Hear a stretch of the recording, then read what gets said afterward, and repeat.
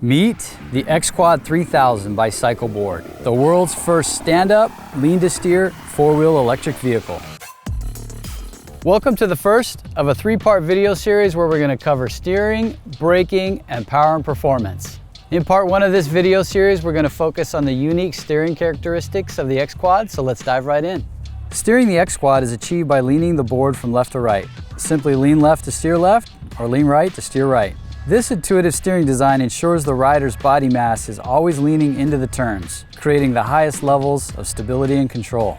The return to center spring system helps maintain neutral balance, which supports the rider into and out of the turns.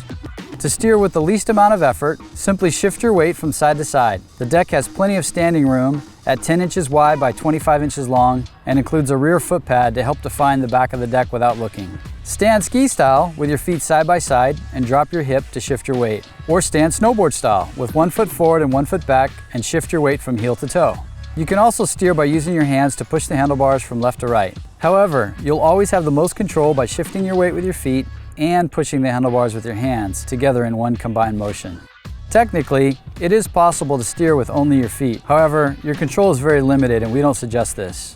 The average person typically takes about a minute to about an hour to get a good feel for the steering motion. It is possible to tip the board over, but it's not easy. Once the board reaches its steering limit, if you continue to lean and apply enough leverage, the wheel will lift up and it's a natural feeling to just step off for balance. The turning radius is about 14 feet, which is more than enough to manage spaces with tighter turning requirements. Thanks for watching. Make sure to be on the lookout for the second part of this three-part series where we'll cover braking.